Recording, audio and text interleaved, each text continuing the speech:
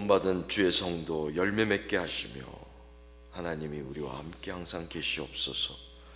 이 고백을 가지고 하나님 앞에 나온 하나님의 백성들을 기억하여 주시옵소서. 오늘도 우리를 기다리시는 하나님 아버지 감사합니다. 우리가 무엇이기에 참고 또 참으시며 주의 길로 인도하시는 하나님 아버지, 우리는 다 양 같아서 각기 자기 욕심에 따라 사는 사람들입니다. 당장 눈앞의 유혹 때문에 우리에게 약속하신 더 아름답고 영원한 것들을 자주 잊어버리는 사람들입니다. 말씀을 통하여 우리가 보아야 할 것을 보게 하시고, 알아야 할 것을 알게 하시고, 지켜야 할 것들을 지키게 하여 주시옵소서. 하나님의 그 끝없는 사랑을 발견하는 이 시간이 되게 하여 주시옵소서. 예수님의 이름으로 기도하옵나이다. 아멘. 하나님의 말씀 마태복음 13장의 말씀입니다. 마태복음 13장 18절부터 30절까지의 말씀입니다.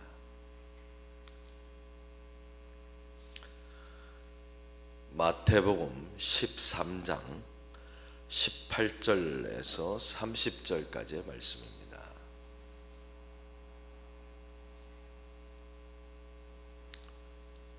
마태복음 13장 18절에서 30절까지의 말씀 찾으셨으면 한 목소리로 같이 읽겠습니다. 그런즉 씨 뿌리는 비유를 들으라.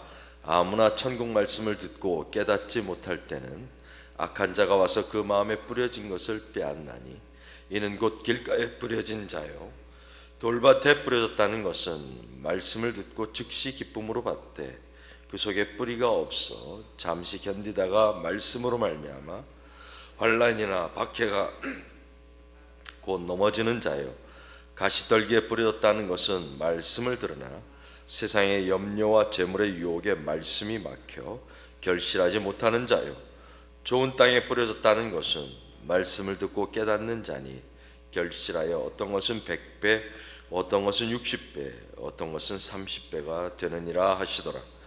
예수께서 그들 앞에 또 비유를 들어 이르시되, 천국은 좋은 씨를 제 밭에 뿌린 사람과 같으니 사람들이 잘 때에 그 원수가 와서 곡식 가운데 가라지를 덧뿌리고 갔더니 싹이 나고 결실할 때에 가라지도 보이거늘 집주인의 종들이 와서 말하되, 주여 밭에 좋은 씨를 뿌리지 아니하였나이까? 그런데 가라지가 어디서 생겼나이까? 주인이 이르되, 원수가 이렇게 하였구나. 종들이 말하되, 그러면 우리가 가서 이것을 뽑기를 원하시나이까? 주인이 이르되, 가만두라. 가라지를 뽑다가 곡식까지 뽑을까 염려하노라. 둘 다 추수 때까지 함께 자라게 두라. 추수 때에 내가 추수꾼들에게 말하기를, 가라지는 먼저 거두어 불사르게 단으로 묶고 곡식은 모아 내 곡간에 넣으라 하리라. 아멘.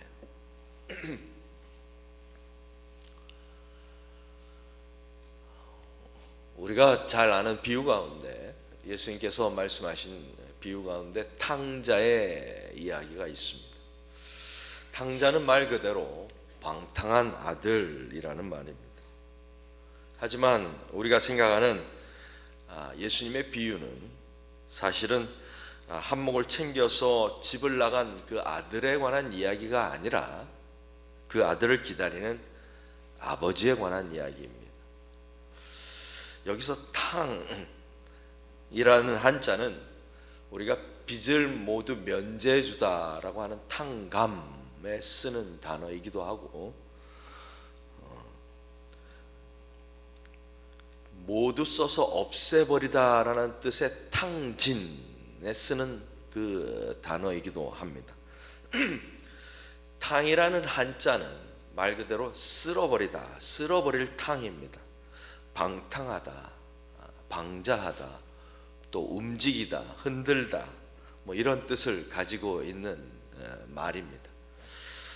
그러니까 탕자라고 하면 방탕한 사람, 낭비하는 사람, 조금 더 말을 더하면 주색 잡기에 빠진 사람이라는 뜻입니다. 그런데 어떤 목사님이 쓰신 책 가운데 제목이 탕부 하나님이라는 책이 있습니다. 탕부 하나님. 그러니까 풀어서 설명을 드리면 아낌없이 다 주시는 하나님이라는 뜻입니다.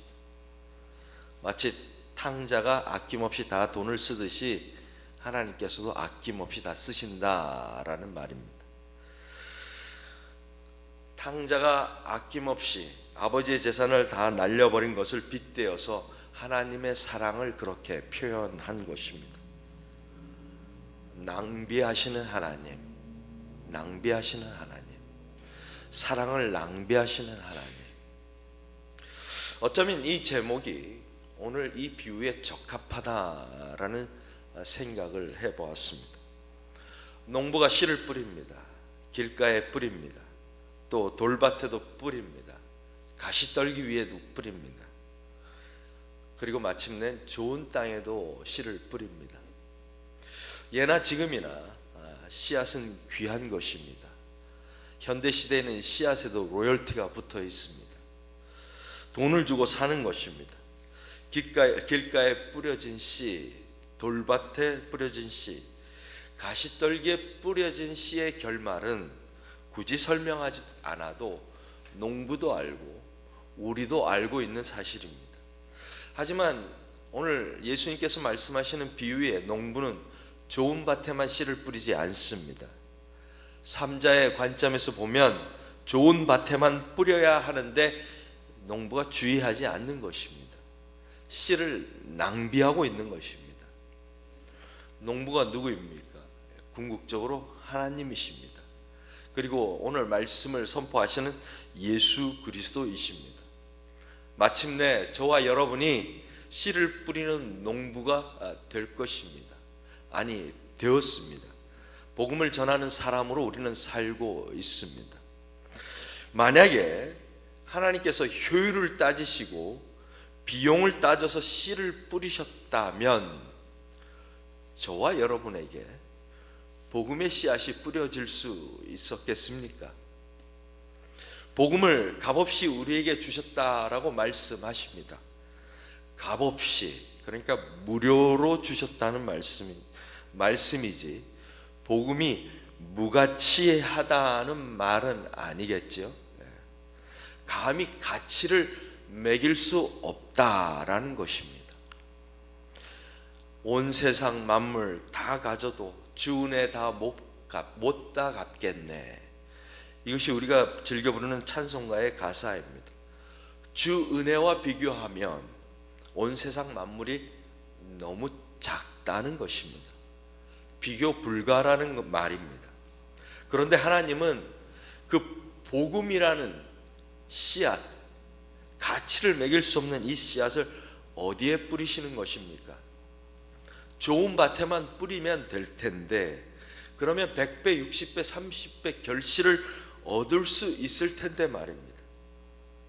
이런 면에서 우리 하나님은 씨앗을 낭비하시는 하나님이십니다. 씨앗을 낭비하시는 그 하나님이 저와 여러분에게 복음의 씨앗을 뿌리셨습니다. 우리는 복음을 받았습니다.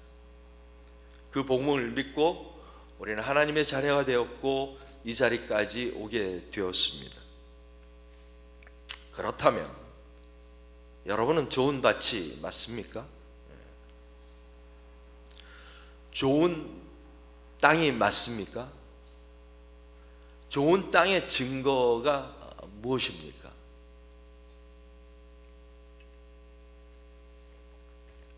좋은 땅의 증거는 열매를 맺는다는 것입니다. 결실을 맺는다는 것입니다. 여러분, 결실을 맺으셨습니까? 아니면 열매는 고사하고 겨우 영적인 생명을 유지하는데 급급하게 살고 계시지는 않습니까?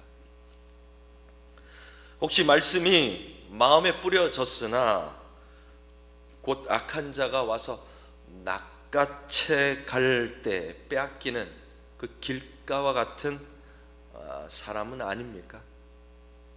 아니면 지금은 뜨겁게 신앙생활을 하지만 감정이 식거나 어려움이 생기면 아무 쓸모가 없어질 그 돌밭과 같은 마음을 가지고 살아가지는 않습니까?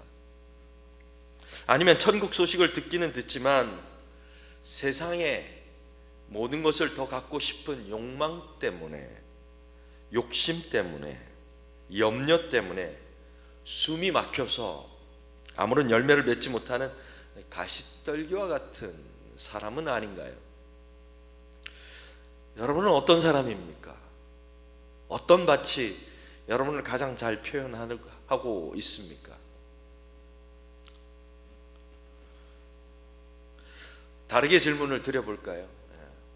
내가 어떤 밭에 속한 사람인가 하는 것보다 지금 오늘 나의 신앙은, 나의 영적인 상태는, 나의 마음은 어떤 상태인가?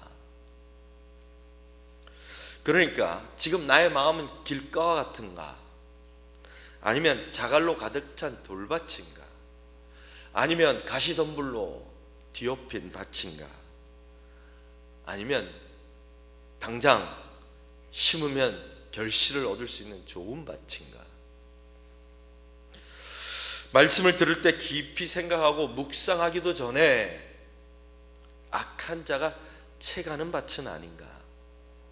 아니면 말씀을 듣고 즉시 기쁨으로 받기는 하는데 뿌리가 없어서 흔들리고 있는 신앙은 아닌가? 어려움이 찾아오면 기쁨으로 받은 말씀을 쉽게 잊어버리는 돌밭과 같은 상태는 아닌가? 예배 자리에 앉아 있고 새벽 기도도 열심히 나오는데, 그리고 말씀도 열심히 묵상하는데 세상의 염려와 재물의 유혹에 여전히 휘둘리고 있는 것은 아닌가? 우리가 잘 알듯이 우리의 신앙생활은 우상향으로 일직선으로 쭉쭉 뻗어가는 그래프와 같지 않습니다. 어린 아이들이 자라듯 시간과 비례해서 자라가는 것이 우리의 신앙이 아닙니다. 롤러코스터처럼, 놀이공원에 있는 청룡열차처럼, 그리고 산과 골짜기처럼, 우리 인생처럼 오르막과 내리막을 끊임없이 반복하는 것이 우리의 신앙생활입니다. 우리의 마음이 좋은 땅이 되어서 전도도 하고 교회 사역도 열심히 하고 봉사도 하고, 그래서 열매를 맺을 때도 있고, 때로는 길가와 같이 악한 자가 말씀을 채워가서 강단에서 선포되는 말씀이 아예 들리지 않을 때도 있는 것입니다. 때로는 기쁨으로 말씀을 받았는데 내가 예상하지 못하고 생각지도 못했던 고난과 어려움 때문에, 육체의 질병 때문에 무너지기도 하는 것입니다. 때로는 발람과 발락처럼 세상의 염려와 재물의 유혹 때문에 넘어지기도 하는 것입니다. 물질 때문에 넘어지고, 자녀들 때문에 무너지고, 부모 때문에 무너지고, 배우자 때문에 무너지고, 심지어 목회자 때문에 무너지기도 합니다. 그렇다면 우리가 해야 하는 것은 무엇입니까? 우리가 무엇을 해야 합니까? 좋은 땅이 되도록, 좋은 땅을 유지하도록 끊임없이 말씀 앞에 나오고, 끊임없이 믿음의 식구들과 교제하고, 끊임없이 하나님 앞에 기도해야 하는 것입니다. 돌을 치우고 가시덤불을 모아다 태워야 합니다. 길가와 같이 다져진 곳은 흙을 갈아 엎어야 하는 것입니다. 흙이 필요한 것은 흙을 가져다가 북돋우어야 합니다. 어떻게 하든지, 무슨 일이 있든지, 무슨 수를 써서라도 좋은 밭으로 만들어 가야 하는 것입니다. 우리의 마음에서 단단한 흙을 깨서 부드러운 흙으로 만들고, 뿌리를 내리지 못하게 하는 돌은 치우고, 그 자리에 흙을 갖다가 북돋고 가시떨기는 모아다 태워 버려야 하는 것입니다. 흙이 모자라면 가져다 채워야 하는 것입니다. 이것을 호세아서에서 나오는 말로 표현하면, 너희 묵은 땅을 어떻게 하라? 기경하라. 너희 묵은 땅을 기경하라. 너희가 관리하지 않고 그냥 내버려둔 그 땅을 기경하라. 탕부 하나님, 낭비하시는 하나님, 아낌없이 다 주시는 하나님이 내 뒤에 버티고 계시니 묵은 너희의 마음을 갈아엎으라는 것입니다. 그래서 좋은 땅으로 만들어 가라는 것입니다. 새들이 더 이상 오지 않고 환난과 박해가 사라지고 세상의 염려와 재물의 유혹이 사라지는 그때가 언제입니까? 우리가 세상의 소풍을 다 마치고 천국으로 돌아갈 때, 그때에 비로소 이런 것들은 사라지게 되는 것입니다. 그때까지 우리가 해야 할 일은 우리의 마음을 좋은 땅으로 만들어 가야 하는 것입니다. 우리의 마음뿐만 아니라 우리의 가정을, 우리의 속회를, 우리의 구역을, 우리의 교구를, 우리 선교회를, 우리 믿음의 공동체를, 그리고 이 세상을 그렇게 만들어 가야 하는 것입니다. 이어지는 비유는 어떤 것입니까? 가라지와 알곡의 비유입니다. 종들이 묻습니다. 가라지를 뽑기를 원하십니까? 하나님의 대답은, 주인의 대답은 그만둬라. 하나님은 또 기다리십니다. 시간을 낭비하시는 하나님이십니다. 빨리빨리 효율성을 따지는 세상과 다르게 또 어떻게 하면 시간과 비용을 줄일까 하는 이 세상과는 정반대로 행동하시는 하나님을 보여주십니다. 왜요? 왜 그만둬야 합니까? 29절, 가라지를 뽑다가 곡식까지 뽑을까 염려하노라. 하나님의 기다림, 하나님의 낭비는 누구를 위한 낭비입니까? 저와 여러분을 위한 낭비인 것입니다.